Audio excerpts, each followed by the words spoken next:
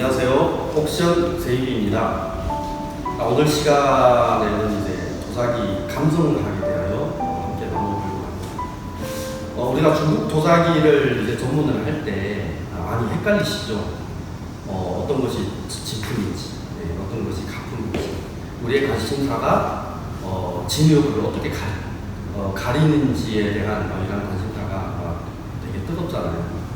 그리고 이 사람 얘기하면 이 사람 말이 맞는 거고, 또 저 사람 얘기하면 저 사람 말이 맞는 거고, 또 도록을 보면 도록과 실물을 또 대조를 해보면 이 실물이 이 도록과 똑같아 보이고, 또 인터넷에 떠도는 그런 사진들을 보면 그것이 또 진품인가. 많이 헷갈리시죠? 네, 저도 시작을 할 때 이런 많은 어려움들을 겪게 되었습니다. 이러한 어려움을 겪게 되는 이유가 뭐냐면 도자기 감정학이라고 하는 이러한 학문은 다른 학문과 많이 다르다는 것이죠. 일반 학문 같은 경우에는 많이 외워야 되겠죠. 공부하고 외우고 지식을 쌓고. 근데 도자기를 중국 도자기 감정을 할 때 도자기 감정학이라고 하면 좀 많이 다른 이러한 경우가 있습니다. 그것은 뭐냐면 기억의 학문이기 때문에 그렇습니다. 다른 학문과 달리 도자기 감정학은 기억에 대한 학문이죠. 이것을 이제 학문적으로 다시 이제 표현을 하면 표준 형상학이다라고 표현을 합니다. 표준 형상학. 표준 형상학. 좀 들으면은 좀 딱딱한 면이 있을지 모르겠지만 간단하게 풀어보도록 하겠습니다. 그럼 표준이 무엇이고 형상이 무엇일까? 자, 표준이라고 하면 중국 도자기 할 때 표준이라고 하면 크게 세 가지가 있습니다. 첫 번째, 전세품입니다. 그러니까 역대 이렇게 전세대 내려왔다. 누구 손을 거쳐서 또 A라는 사람 거치고 B라는 사람 거치고 C라는 사람 거쳐서 현재까지 이렇게 내려왔던 이제 내력이 있습니다. 그러니까 우리가 어떤 성경을 보면 누구는 누구를 낳고 누구는 누구를 낳고 이러한 계보가 있잖아요. 그와 마찬가지로 이러한 도자기도 언제 누군가에 의해서 소장이 되었고 또 누군가에 대해서 소장이 되었던 이런 전세되어 내려오는 이러한 도자기들이 있겠죠. 이러한 도자기들은 진의 여부를 떠나서 일단은 하나의 진품이기 때문에 표준이 되겠죠. 자, 두 번째는 뭐냐면 박물관입니다. 대형 박물관들, 유명한 박물관들 있죠. 고궁박물관이라든지 중국 국경에 있는 고궁박물관, 국가박물관, 그리고 천진에 있는 박물관, 상해박물관, 시안박물관, 여러 가지 대형 박물관, 그리고 대만 고궁박물관, 여러 박물관들이 있겠죠. 그쪽에 전시되어 있는 진품들, 그것이 또 하나의 표준이 되겠죠. 자, 세 번째는 뭐냐면 출수 아니면 출토입니다. 지금도 가끔 어느 지역에서 출토가 되었다. 마왕태묘가 출토가 되었다. 여러 가지가 출토된 그러한 기사들이 뜨는 것을 우리가 볼 수가 있습니다. 출토 아니면 바다에서 건졌다든지 이러한 출수, 이러한 도자기들이 하나의 표준이 되겠죠. 하나의 표준. 그리고 또 한 가지를 더 붙인다면 이 대형 옥션에서 하는 이제 진품 경매들, 물론 진품이다라고 100% 보장이 되는 건 아닙니다. 그렇지만 그래도 진품을 위주로 하는 경매, 이런 것들이 하나의 표준이 되겠죠. 그러면 형상은 무엇일까요? 형상. 우리가 사람도 형상이 있고 사물에는 형상이 있듯이 도자기에도 하나의 형상이 있습니다. 이건 완이라고 표현을 하죠. 완이라고 표현하는데 이건 이제 완이죠. 둥글잖아요. 둥글둥글하죠. 자, 네모난 도자기도 있고 이렇게 원으로 그려져 있는 둥근 도자기도 있고 여러 가지 형태의 도자기가 있겠죠. 그래서 형상이라고 합니다. 그리고 자, 이 도자기 보면 분체로 되어 있습니다. 칼라, 색상이 들어가 있고 또 밑부분에 보면 관지가 있어요. 여기는 중북 경덕진 사이나 이렇게 쓰여져 있잖아요. 자, 이건 신작입니다. 진품이라기보다도 신작 도자기인데 너무 이뻐서 모델로 제가 가져왔습니다. 이러한 형상이 있죠. 이러한 형상을 기억하는 학문이다. 그러니까 첫 번째는 표준이 있어야 되겠고요. 그 표준에 대한 형상을 내가 기억하는 것. 그러게 다른 학문과 많이 다르다는 거겠죠. 다른 학문과 뭐라고 할까요? 내가 풀이를 해야 되고 논리적 이어야 되고 또 많이 익혀야 되고 그런 학문과는 달리 우리의 중국 도자기 감정을 할 때는 이런 표준 형상에 대한 깊은 이해와 인식 그리고 기억이 있어야 되겠습니다. 이러한 표준이 형상을 뒷받침해주고 이러한 형상이 또 표준을 증명해주는 서로 간의 역할을 하는 거겠죠. 그러다 보니까 우리가 도자기를 감정하다 도자기를 보면 많이 헷갈리는 거예요. 왜냐하면 그러한 기억에 대한 기준이 없기 때문에 그런 것입니다. 그러면 이러한 기억에 대한 기준을 어떻게 세울 것인가? 그 방법에 대해서 설명을 좀 드리자면요. 일단은 박물관 경험을 많이 하셔야 됩니다. 표준에 대한 기억을 하려면 제가 두 번째 말씀드렸던 박물관에는 진품들이 나열되어 있겠죠. 그러한 박물관 경험들이 많아야 됩니다. 사실은 이러한 박물관 경험을 많이 하려면 많은 비용이 들겠죠. 어떤 면에서 많은 비용을 들여야 될 수밖에 없는 이러한 상황입니다. 제가 2013년도에 도자기를 시작을 하면서 지금도 각 박물관을 돌고 있거든요. 그런 비용들을 합산을 한다면 정말 많은 비용이 들었습니다. 1억 가까이는 아니더라도 그 턱선까지도 제가 계산을 해보니까 그 턱선까지도 들 정도로 그렇게 많은 비용이 들더라고요. 단순 여행 플러스 이제 박물관을 이제 돌아보는 그런 비용이겠죠. 그리고 두 번째, 박물관을 돌기도 해야 되겠지만 이 옥션 참여도 굉장히 중요합니다. 일반 옥션이 아니라 그 대형 옥션들, 우리가 잘 알고 있는 폴리나 이제 그 짝슈드, 가덕이나 그 소도비나 이제 이러한 크리시티 같은 이러한 회사들 있죠. 이런 회사들의 도자기를 만져보려면 또 공탁금이 필요해요. 공탁금은 적게로는 몇 천에서 많게로는 몇 억까지도 들지만 이러한 비용도 필요합니다.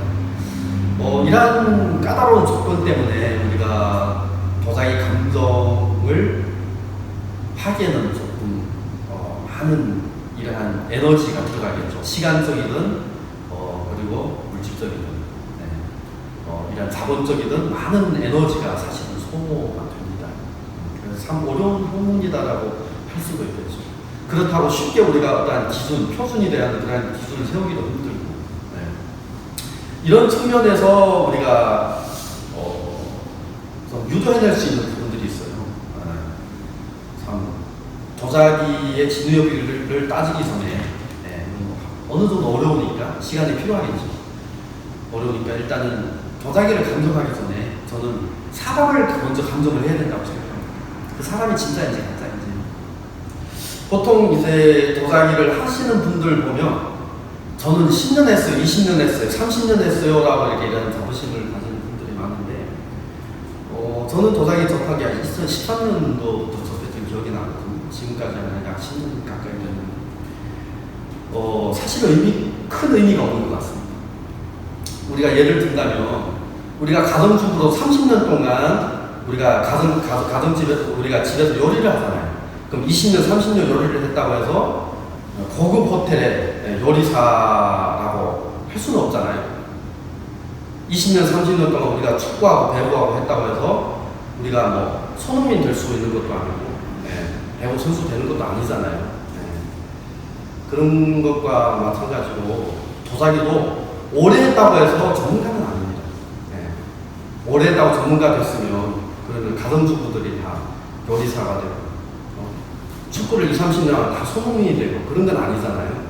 그것과 마찬가지로 도자기를 오래 했냐가 중요한 게 아니라 내가 얼마나 이렇게 착실하게 알맹이 있게 공부를 하고 투자가 되었는지 이게 중요하겠죠. 그래서 저는 도자기를 오래 했습니다. 큰 의미를 두지 않아도 될 것 같아요. 오히려 박물관을 얼마만큼 돌아보셨습니까? 어떤 박물관을 방문하고 그 박물관에는 어떠한 그 중요한 위치에 있는 도자들이 있으니까 이런 것들이 중요한 거겠죠.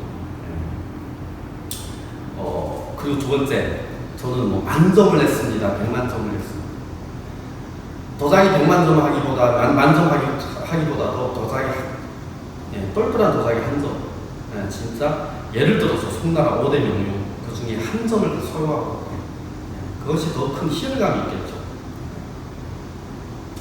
이런 것들이 중요한 것이지 도자기를 뭐 만점 했니, 2만 점 했니, 뭐 10만 점 했니, 내가 도자기를 지금 시작해서 지금까지 뭐 30년 됐니, 이러한 그냥 겉표면에 보이는 것을 통하여서 도자기를 안다라고 표현하면 그건 아니다라고 생각이 됩니다. 도자기를 할 때 여러 가지 오류가 있겠죠. 첫 번째 오류가 뭐냐면 기계 감정입니다. 참 제가 여러 사람들을 많이 봤는데 기계 감정을 한다 하고 이제 기계 감정은 과학적인 데이터를 가지고 한다. 제가 이제 도자기 감정학은 다른 학문과 달리 기억의 학문이라고 했잖아요.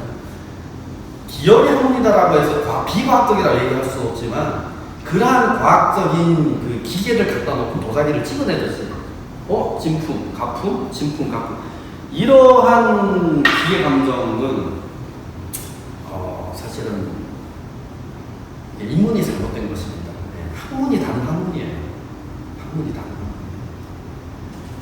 기계 감정이 나온 계기가 있었습니다. 그것은 중국 고궁박물관에서 진품이다라는 표준이 있는 그러한 가정하에 이러한 진품들이 어떠한 화학 성분들, 규소가 몇 프로 들어가 있고 알루미늄 얼마 들고 철분이 얼마 이러한 데이터를 만들 때 기계가 이제 나오게 된 거예요. 그러니까 진품을 감정하기 위하여 기계가 나온 것이 아니라 선후 순서가 있어요. 진품이라는 가정하에 기계가 나온 것입니다. 근데 그것을 거꾸로 이용을 하는 거죠.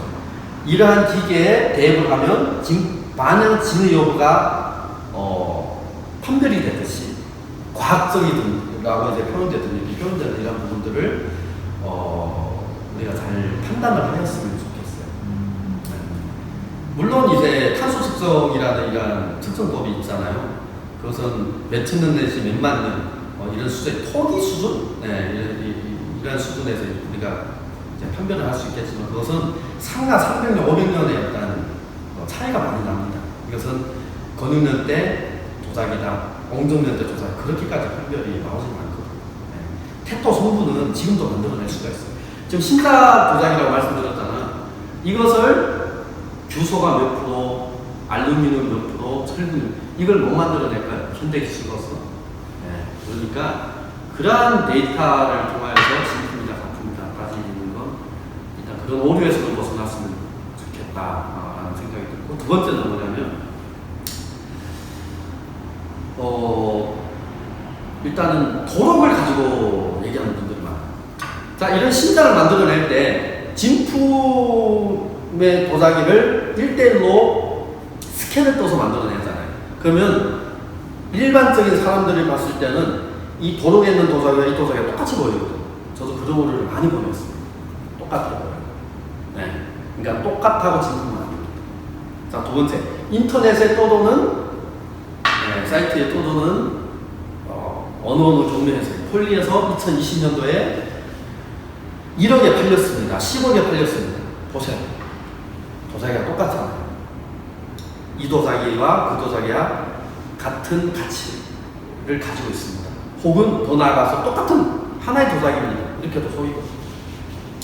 자, 이런 오류를 벗어나기 바랍니다. 하나의 모델을 가지고 100개, 1000개, 10,000개의 도자기를 찍어내거든요, 지금도. 예. 1급 공예사들이 똑같이 모방해 만들어내는 도자기. 이건 어느 정도의 감정학을 거쳐서 감정사가 아닌 이상은 판별하기 너무 어려운 게 도자기의 실성이에요. 그러다 보니 많이 도자기에 속이는 경우가 있겠죠. 네. 그러니까 이러한 오류에서, 두 번째는 이러한 오류에서 벗어나길 바랍니다. 네. 자, 도자기 감정학 다시 한번 말씀드리지만 도자기 감정학은 기억의 학문입니다.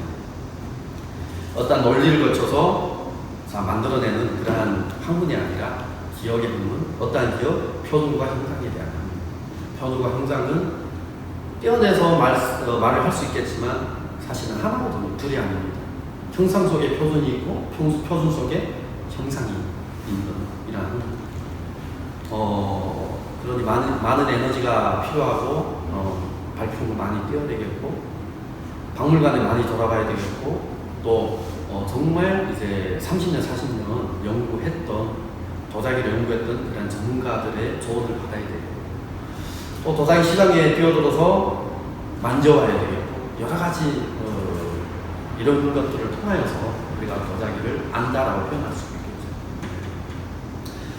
있겠죠. 아직까지 할 말은 많지만 여기까지 이제 우리가 정리를 하고요. 그러니까 한 가지 뭐냐면 도자기 감정학은 다른 학문과 다르다. 도자기 감정학은 기억의 학문이다. 표준 형상에 대한 기억의 학문이다. 라는 것을 꼭 기억하시길 바라겠습니다. 자, 다음 시간에는 도자기 감정법에 대해서